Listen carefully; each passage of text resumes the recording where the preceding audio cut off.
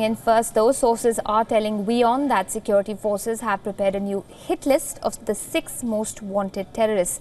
First on the list is Zakir Rashid Bhatt, who is the divisional commander of the Hizbul in South Kashmir. He's a resident of Avantipur and has been classified as an A++ category terrorist.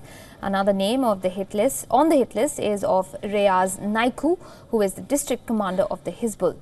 Other names include Zinatul Islam, a resident of Shopian, Wasim A.H., a Lashkar commander, part of Burhan Wani's group. He has been listed under the A++ category as well. And then there is Shaukat A. Tak, who is Lashkar's district commander in Pulwama.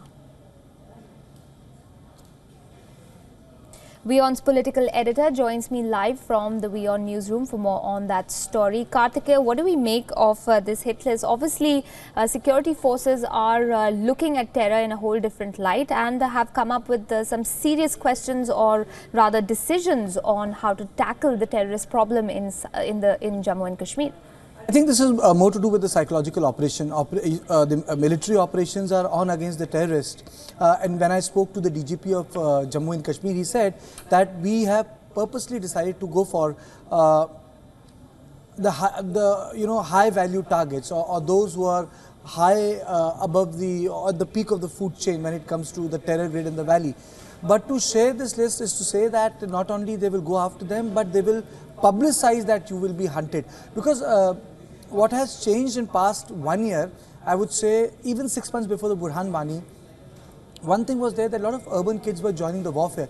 And second, they were using the space in social media, Facebook, WhatsApp, to portray this image that it's cool to be a terrorist. You know, you had the guns at the side in an orchard playing cricket or having food together. So the terrorism looked like an adventure, you know, as if, you know, you had entered a paradise in Jammu and Kashmir. So that element, I would say, police and the army was really taken by surprise, because in the previous, I would say, phase of insurgency, you had people across the border looked more like rough and tough mujahideens from Afghanistan. You know, even the locals felt that, you know, they didn't belong to them, but these kids had this image of belonging to them and, you know, taking up the guns. So it's like breaking that image piece by piece, because war is just not being fought on the foot or in the jungles or in the urban areas. It's fought in the mind space also. Right, Kartikeya, and also there is a degree of naming and shaming over here, and perhaps we need to see this in the context of the repeated concerns of security forces in Jammu and Kashmir over the sort of support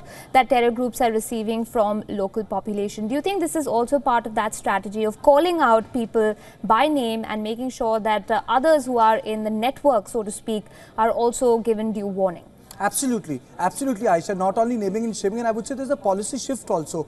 And it's we can put things together in the sense, you know, it's like calling of someone's bluff. For example, even in the Doklam, what has happened? You know, China was behaving like a big bully. Indian armed forces just stayed put there. And what did China do? It went for a highly complex psychological media operation, but nothing much changed on the ground. Even in Kashmir, what is happening? You know, you don't talk. The situation remains like this, it's a political failure, your problem. But the government has decided to stay the course, which means we will go after people who are part and parcel of terror acts and those who support it from outside. You know, it's a bit like Mossad Mossad in 1972, only going after the perpetrators of Munich massacre, but those who inspired it. So similarly, I think there is a very subtle shift, though forces will not acknowledge it, obviously for the reasons, but we can see it on the ground. All right, we'll leave it at that, Kartikeya. Thanks very much for joining us on the broadcast with those details. We'll continue to track all developments coming out of Jammu and Kashmir.